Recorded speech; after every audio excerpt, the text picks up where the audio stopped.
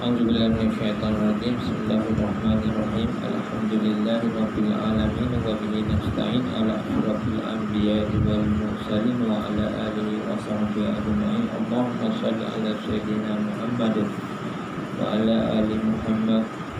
Bismillahirrahmanirrahim. Allahumma iftah alaina hikmataka wa ansur alaina min khaza'in rahmatika ya arhamar rahimin.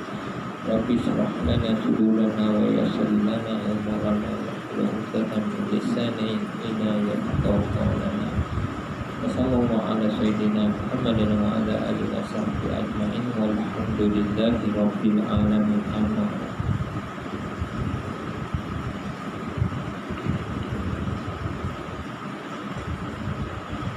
qala Abu Hurairah radhiyallahu anhu anin Nabi sallallahu alaihi wasallam yaqulu subhanahu wa ta'ala kullu amali ibni adam lahu illa siyama fa innahu li, rawah al-Bukhari. Yang membawa maksud setiap amalan Bani Adam itu baginya kecuali puasa, kerana puasa itu untuk diriku. Ini adalah contoh hadis qudsi. Ini adalah contoh hadis qudsi.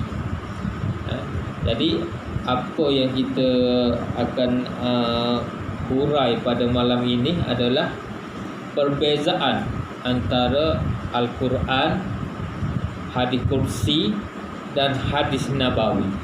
Dia ada tiga item, tiga perkara. Yang pertama Al-Quran, yang kedua hadis qudsi, yang ketiga hadis nabawi. Dia ada beza. Jadi tidak samalah dengan kitab-kitab yang terdahulu, seperti Taurat, Injil, Zabur. Perkara itu tidak dijamin oleh Allah Subhanahu wa taala, tetapi di dalam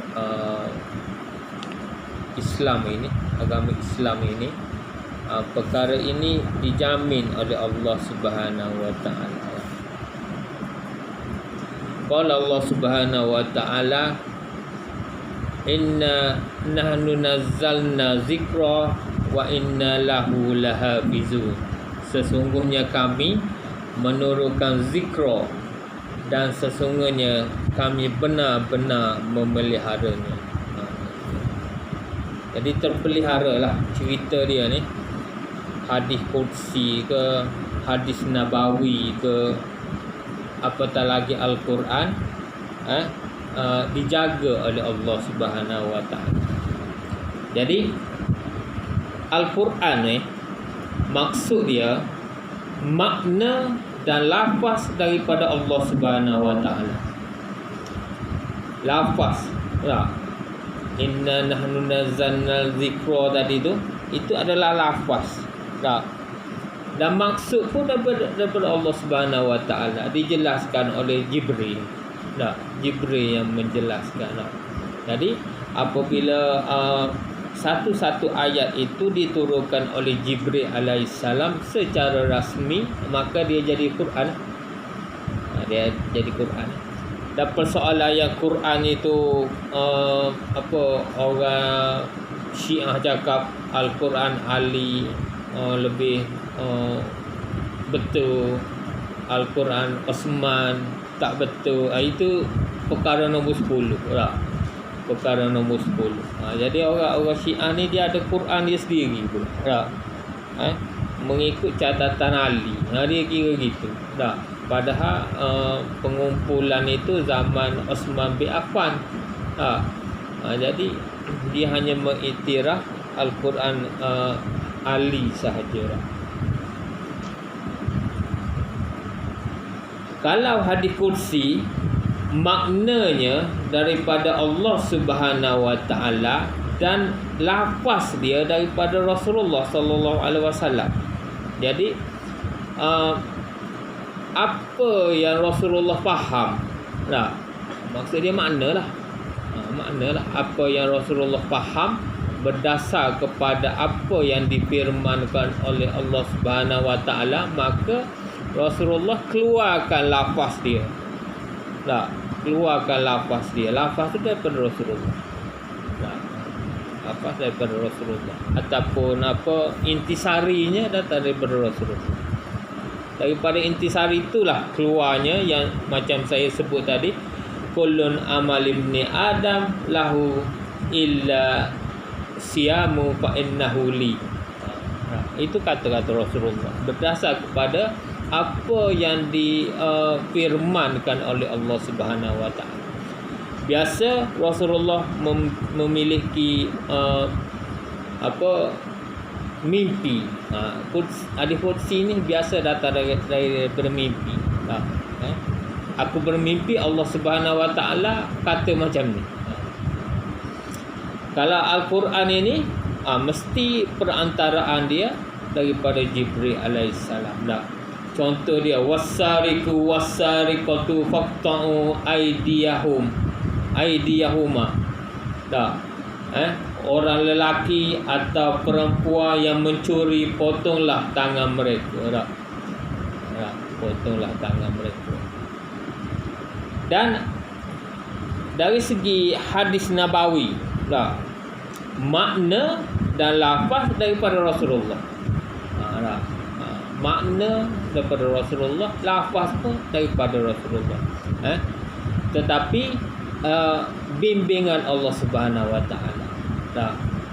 Lafaz cakap macam mana pun, walaupun dalam keadaan marah, dalam keadaan gembira, itu bimbingan Allah Subhanahu Wa Taala. Pernah satu ketika Abu Hurairah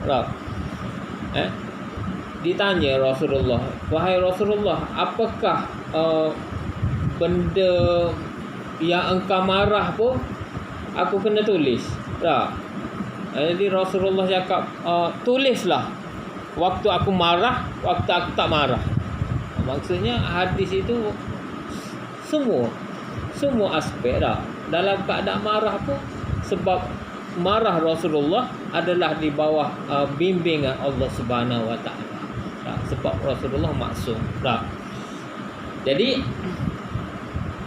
yang jadi cerita hadis-hadis ni ada beberapa jenis definisi ni. Orang yang bawa dia, orang yang bawa ataupun dipanggil sanad dia. Siapa yang bawa, itu orang panggil sanad. Siapa yang bawa? Kalau pembawa sanad itu orang yang tidak sikoh, maka ditolak oleh ulama. Dan contoh dia, an Abi Hurairah radhiyallahu anhu anin Nabi sallallahu alaihi wasallam, inna dina yusra, rawah Al-Bukhari. Maksud dia, sesungguhnya agama itu mudah. Agama itu mudah. Ad-dinu nasihah. Agama itu nasihat, menasihati. Jadi kalau kita buat amalan nasihat menasihati, itu adalah perbuatan agama. Dalam beragama. Ikut hadis Rasulullah. Jadi kalau dalam Al-Quran ini, ganjaran dia mendapat pahala bagi setiap huruf yang dibaca. Rasulullah cakap, aku tidak mengatakan alif lam mim itu satu huruf. Alif itu satu huruf, lam itu satu huruf, mim itu satu huruf. Maksudnya walaupun satu ayat, satu huruf dalam Al-Quran, dia ada penjaga dia. Dia ada penjaga dia, walaupun satu huruf. Ada Tugu cakap, kita ni kalau tak belajar silap pun tak apa, dia cakap. Baca je Yasin tanpa je orang tu. Baca je Alif Lam Mim tanpa je orang tu. Tapi dalam keadaan kita ni, dalam keadaan benar. Dalam keadaan benar. Kalau kita tu dalam keadaan yang salah, kita tampau, kita pula yang kena. Dia gitu. Tak. Dia gitu. Tak. Ada ising dia tak. Dia ada perkara dia tak. Huruf dia tu ada maksud. Dan manakala hadis kursi dengan hadis nabawi ni mendapat pahala kerana mempelajari, belajar hadis kursi, belajar hadis nabawi, baru dapat pahala. Tak? Beramal dengannya, baru dapat pahala. Tak? Kalau baca je dapat pahala, tapi tidak macam Al-Quran. Tak? Al-Quran tentu sebiji satu-satu huruf tu dapat pahala. Tak? Dia hadis ni dia sampai ke nama. Tak? Sampai ke nama. Kalau Imam Al-Bukhari ni dengan grup muhaddisin ni, tak? Jadi nak garu kepala, tak? Nak garu kepala. Jadi dia orang berbincang, ada tak dalam hadis garu kepala? Ada. Macam mana garu? Garu gini. Sampai tahap gitu. Tak? Golongan muhaddisin ni dia nak belajar dia nak mengamalkan sunnah. Tak? Dalam perbuatan dia, contoh tak? Nak garu pun ambil kira Rasulullah buat macam mana garunya. Tak? Dan setengah ni dia ada sikat. Tak? Dia ada sikat tak? Sikat rambut. Tak? Jadi dia tanya, Rasulullah pakai tak sikat? Pakai. Jadi dia orang pun sikat rambut walaupun kepala botak. Kepala dia botak. Nah. Tapi dia tengok sikat, dia sikat walaupun tak ada rambut. Sebab apa? Ambil sunnah. Dapat pahala situ. Dapat pahala walaupun tak ada rambut. Kalau kita tengok tak betul tak? Orang yang tak belajar kata tak betul. Tak, ambil sunnah. Antara lain ambil sunnah ni lah. Datang ke surau jalan besar. Tak. Balik jalan kampung. Kenapa tak balik sana? Dekat sana jauh. Ambil sunnah. Dapat pahala. Ambil sunnah. Rasulullah tidak melalui jalan yang sama apabila balik. Dia gitu. Tak. Kenapa ni? Jauh jalan ni. Tak. Sesat ke apa? Tak. Ambil sunnah. Tak. Ambil sunnah. Datang daripada arah sini, balik daripada arah sana.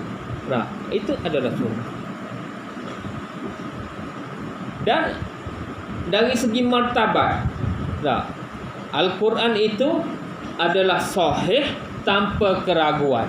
Tak, sahih tanpa keraguan sebab sudah ditulis oleh Utsman bin Affan secara panitia.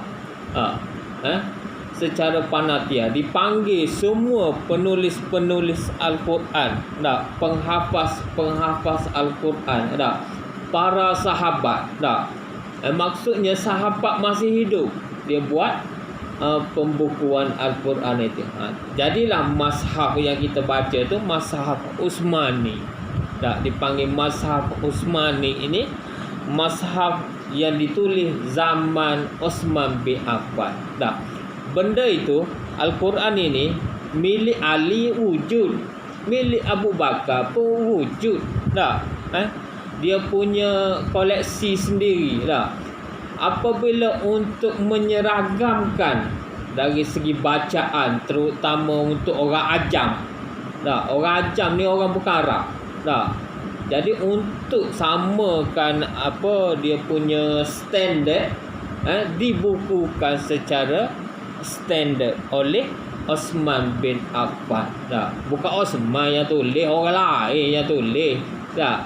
Dia selaku khalifah, dia mulakan usaha tersebut. Tak? Dibuat oleh panitia. Tak? Bukan dia seorang, bukan Utsman yang buat. Panitia terdiri daripada para sahabat. Tak? Sebab itu kategori dia ataupun martabat dia adalah sahih tanpa keraguan. Tak? Al-Quran kita ni tanpa keraguan. Walaupun ada beberapa ayat yang nasahkan, tak, yang dibuang ada Allah Subhanahu Wa Taala yang buang. Tak. Rasulullah suruh buang ayat. Tak. Ada ayat yang dibuang. Tak.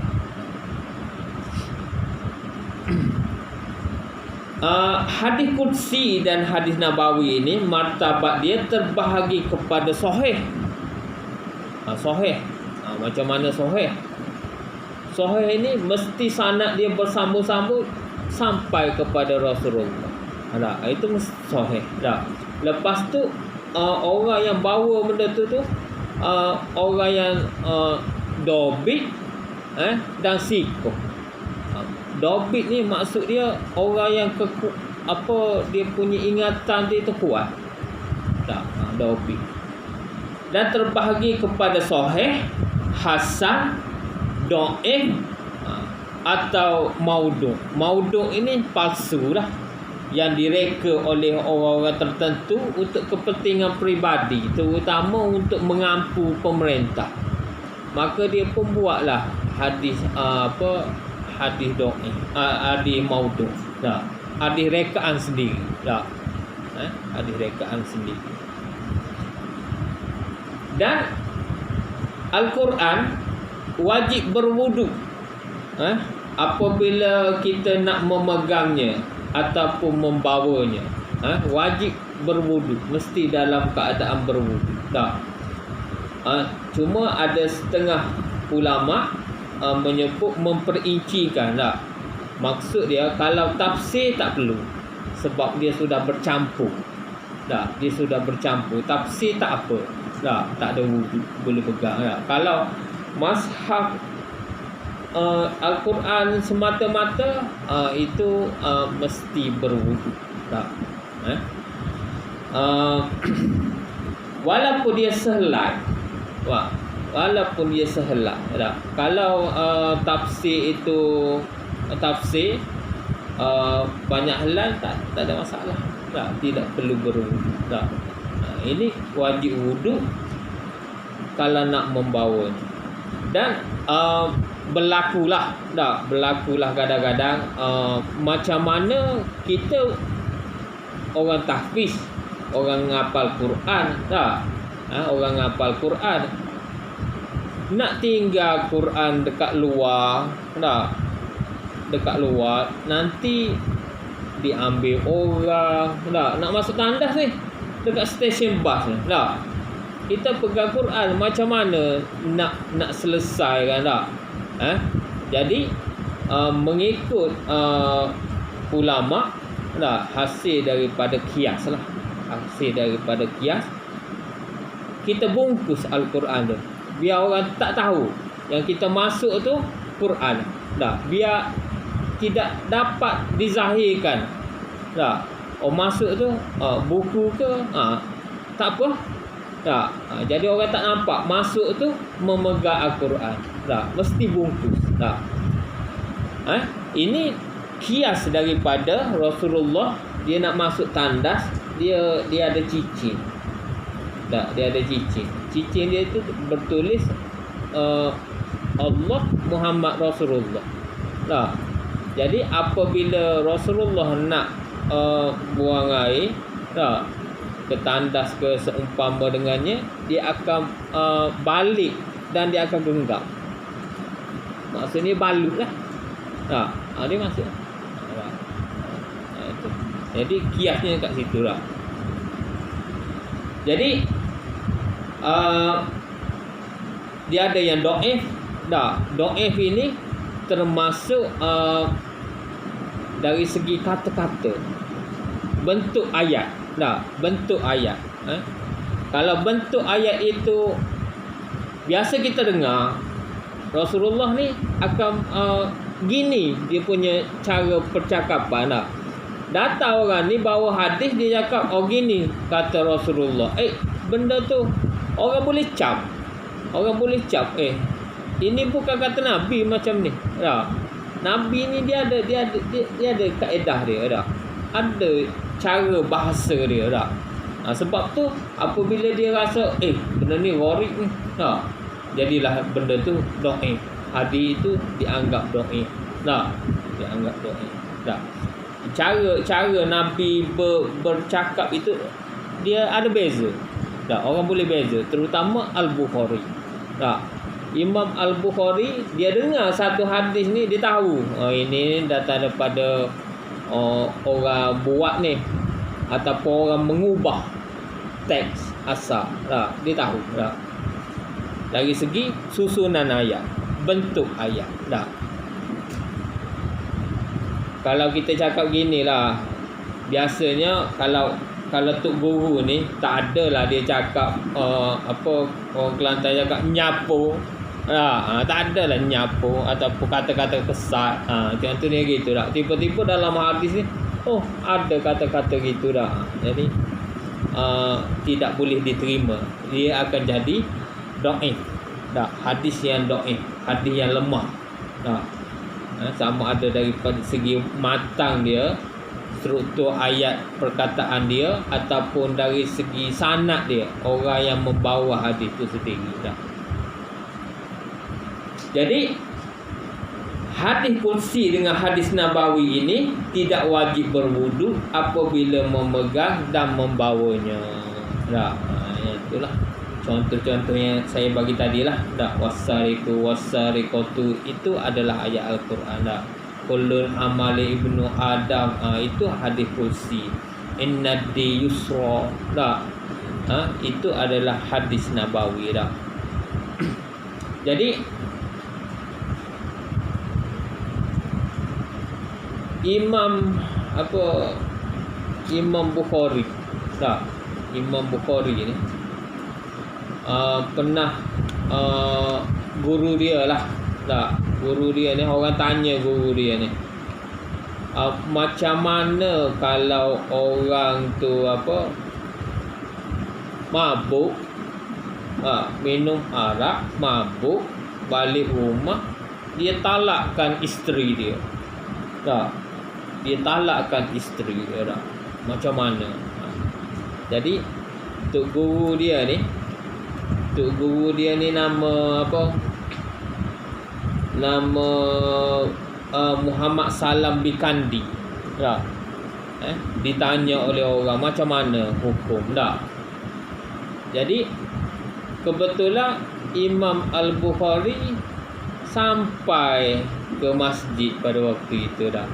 Jadi Muhammad Bikandi cakap, itu orangnya kalau kau nak tanya. Tak. Orangnya kalau kau nak tanya. Tak. Kalau kita agak-agak kita akan cakap macam mana? Minum arak dan mabuk, lepas tu balik rumah cerai isteri.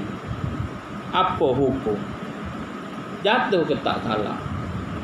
Agak-agak kita macam mana? Agak-agak.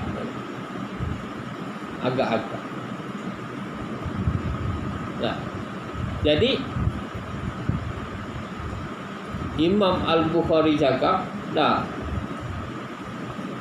dia minum arak, mabuk, sedar tak apa yang dia buat? Tak sedar, langsung tak jatuh talak. Minum arak, tak, mabuk, tak sedar diri, tapi mulut membebe-bebe dah sehingga menjatuhkan talak. Tak jatuh talak dah. Cuma 40 rotan. Sebab apa? Minum arak. Dia gitu dah. Sebab minum arak. Itu keputusan. Pada waktu itu Imam Al-Bukhari baru umur 16 tahun. Tak, baru umur 16 tahun lah. Jadi fatwa itu Tok Guru dia suruh ambil daripada Imam Al-Bukhari dah. Jadi kebanyakan hadis ini, kebanyakan hadis nabawi ini sebenarnya cukup dengan kita ambil daripada Sahih Bukhari, dah cukup dah. Sebenarnya dah cukup dah. Kalau kita nak lebihkan lagi, bolehlah kita ambil daripada Imam Muslim, Nasa'i, At-Tirmizi, Dailami, dan seumpama dengannya dah. Antara yang masyhur lah. Tak, antara yang masyhur Sahih Al-Bukhari, Sahih Muslim, Sunan Abi Daud. Nah, sunan ini maksud dia sunnah lah. Hadis lah. Sunan dia panggil lah. Jami' Tirmizi, Sunan Nasa'i, Sunan Ibnu Majah, Muwatta Imam Malik. Imam Malik pun kategori muhaddisin juga. Selain daripada dia ni ahli fiqh, dia juga adalah ahli muhaddisin. Sunan Ad-Darimi, Musnad Ahmad, Ahmad Ibnu Hanbal dan seumpama dengan. Jadi kalau bab hadis ini, kalau bab hadis Nabi ni, sinonim dia Al-Bukhari. Siapa Al-Bukhari? Jadi saya ajar sikitlah. Pada hari ini ni kita tengok sirah Al-Bukhari lah.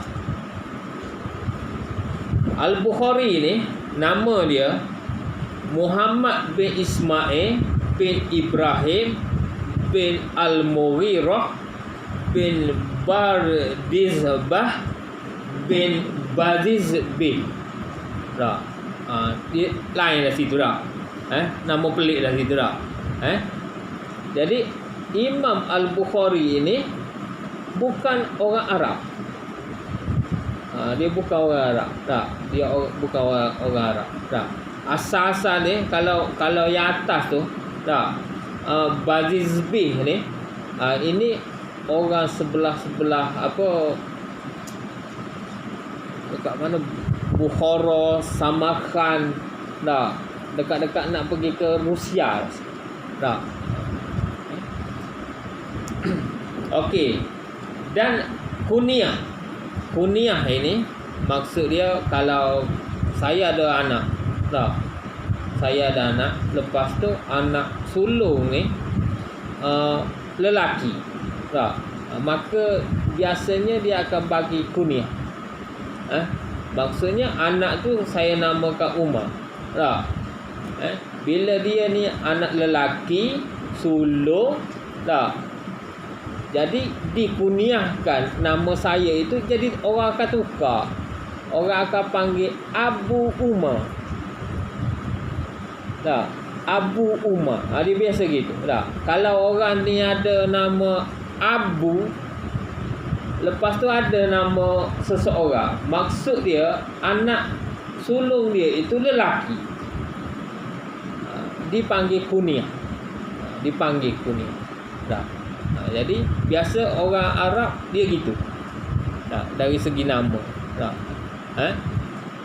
Contoh dia, Rasulullah dipanggil Abu Qasim. Abu Qasim, anak dia yang pertama. Qasim. Tapi Qasim ini meninggal dunia.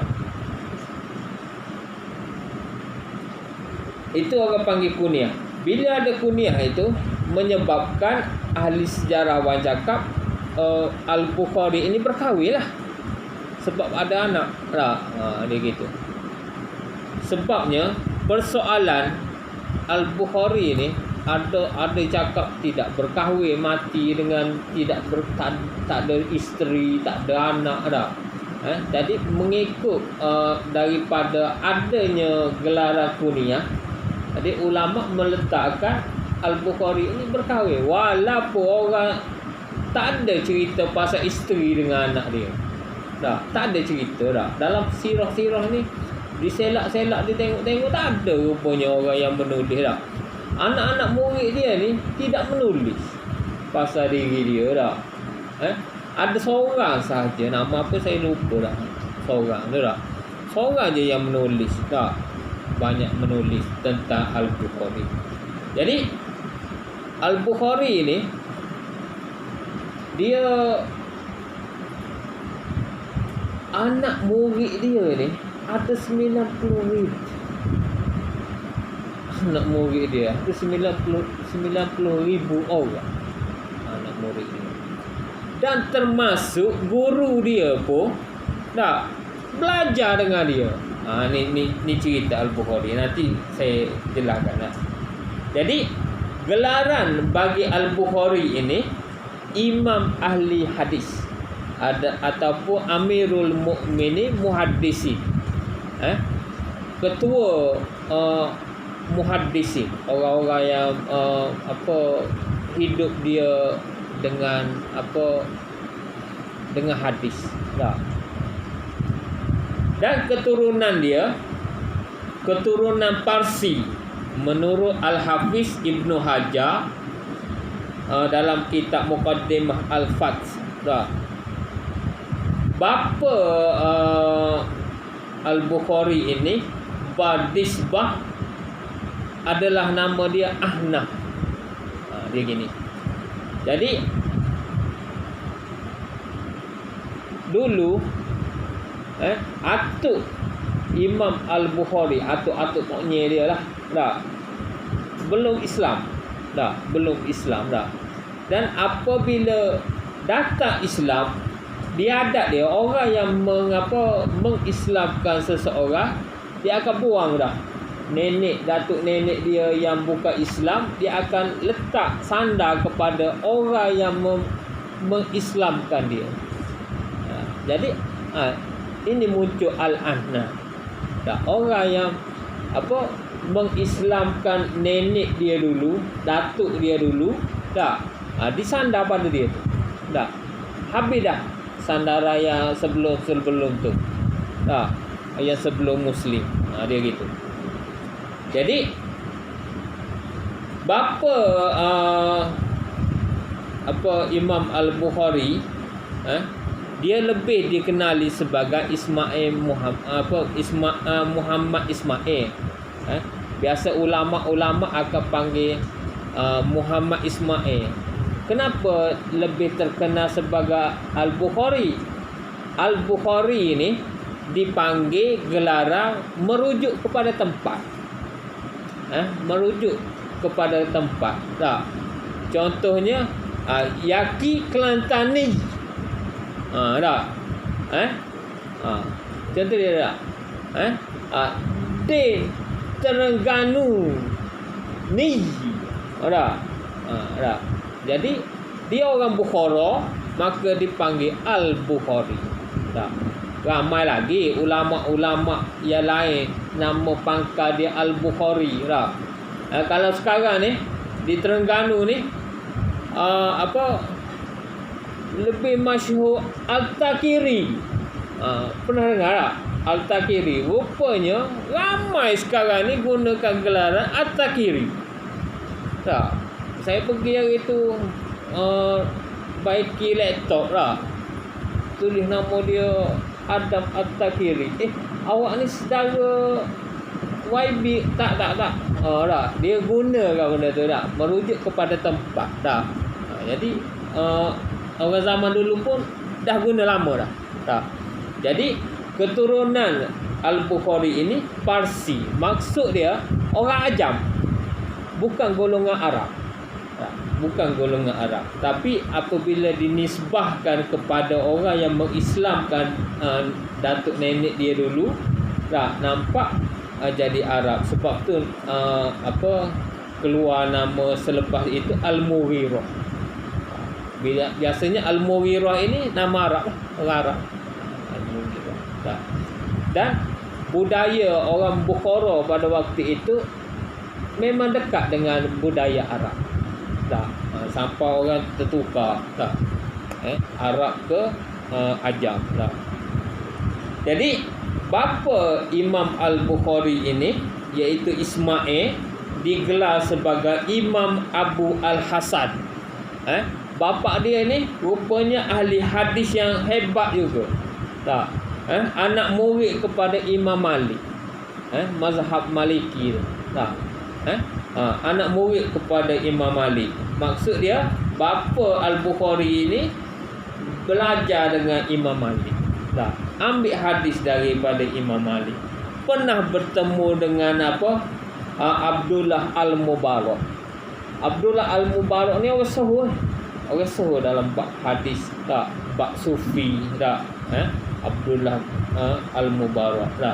Maksud dia, dan meriwayatkan hadis daripada Hammad bin Zaid. Hammad bin Zaid ni orang sahih lah. Maksudnya kalau terima hadis daripada Hammad bin Zaid ni betul lah. Sahih lah. Hadis yang sahih. Tak. Dia tak nipu. Tak. Dia tak ada nipu. Sebab dia tidak ada kepentingan orang-orang yang apa saya sebut ni, dia tak ada kepentingan dengan pemerintah. Tak. Jadi dia ni sahih lah. Sahih. Imam Malik, Abu Umayyah dan lain-lain. Tak. Jadi bapa Imam Al-Bukhari ni, yakni Ismail ni, dia ambil hadis daripada guru-guru yang tadi, Hammad bin Zaid, Imam Malik, Abu Umayyah, dia ambil hadis daripada situ tak. Dan penduduk Iraq tak ambil hadis daripada Ismail ni pula. Tak. Belajar daripada Ismail pula. Maksudnya bapa Al-Bukhari ini orang yang hebat lah dalam hadis lah. Jadi ibu dia tak, ibu Imam Al-Bukhari dalam sirah ni pun tak jumpa nama dia. Nantilah kita akan cari jugalah nama ibu dia tak. Jadi ibu dia ni seorang ahli abid. Ahli abid ini orang yang kuat beribadat. Orang yang kuat beribadat dan ada karamah. Keramat dah kalau kita. Tak, ada keramat tak? Pak Wahid, ada keramat tak? Keramat ni untuk para wali. Keramat ni untuk para wali dipanggil karamah. Orang Melayu je sebut keramat. Tak? Kalau kita ni pergi ke kubur keramat cari nombor ekor. Tak, orang kita tak. Cari kubur orang keramat tapi nak cari nombor ekor tak. Pernah. Tak tahu lah betul ke tak cerita ni. Orang cakap dekat Batu Rakit ni ada langsui lah. Betul ke ni? Cerita kat luar tak. Orang tanya saya pula. Saya pun terkejut. Betul ke ada? Kalau ada, nak juga cari. Saya dulu dekat Johor tak. Grup Ghostbuster tak. Orang-orang Johor ni, dia ada grup-grup pak gak sekolah ni tak. Dia suka cari benda tu tak.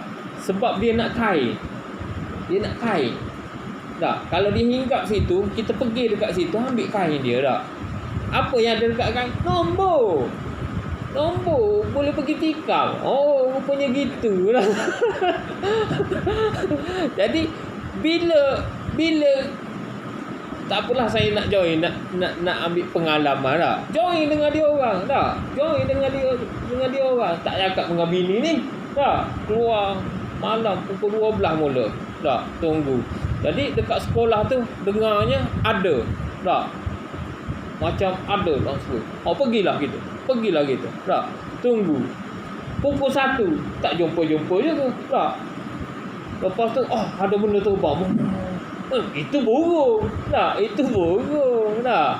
Ada burung hantu malam tak. Burung yang terbang malam ada rupanya tak. Malam tu banyak juga benda-benda terbang ni. Burung-burung terbang malam rupanya tak. Jadi tunggu pukul 3 tak ada juga tak. 2-3 kali dah bancuh air kopi ni tak. Sebab dia cakap dekat pokok ni biasa dia hinggap tak. Tunggulah kita. Akhir sekali nampak putih. Itu orang nak pergi sembahyang subuh lah. Orang nak pergi sembahyang subuh lah tak. Jadi tak jumpa tak. Jadi susah jugalah tak. Okey. Buat operasi tak. Cari kain dia tak. Suruh orang lain tikam tak. Okey. Ibu Imam Al-Bukhari ini seorang abid, orang yang kuat ibadat lah tak. Malam dia akan menangis tak. Itulah dia ada karamah. Rajin berdoa dan makbul doa dia tak. Macam mana doa dia makbul? Suatu hari Imam Al-Bukhari ini ditimpa penyakit. Tak. Mata dia buta. Masa kecil-kecil lagi. Tak. Imam Al-Bukhari matanya buta. Tak. Jadi ibu dia berdoa siang malam. Buta tak? Bayangkan. Cuma ahli sejarah, ahli sirah tak dapat kesan kenapa dia jadi buta. Itu tak dapat dikesan tak? Jadi buta tak? Lahir tak buta tak? Ada satu peristiwa menyebabkan Al-Bukhari ini jadi buta tak? Jadi selaku ibu ni tak? Tambahan pula Imam Al-Bukhari ini bapanya meninggal awal lagi. Tak, dia kecil. Bapa dia sudah meninggal dunia. Sebenarnya dia tak belajar apa hadis daripada bapa dia, tak. Dia belajar hadis daripada ibu dia, tak. Ibu dia ambil dengan suami dia, tak. Dia hafal 10,000 dia sudah hafal. Tak, daripada mak dia hadis. Dia dah hafal 10,000, tak. Jadi diceritakan pada waktu kecil ni bapa tak ada tak, anak pula kena sakit buta tak, menangislah tak ibu dia tak, doa siang malam tak. Akhir sekali dia bermimpi tak, ibu dia bermimpi bertemu dengan Nabi Ibrahim alaihissalam tak. Jadi Nabi Ibrahim alaihissalam dia muncul dalam mimpi tersebut. Dia cakap, wahai ibu,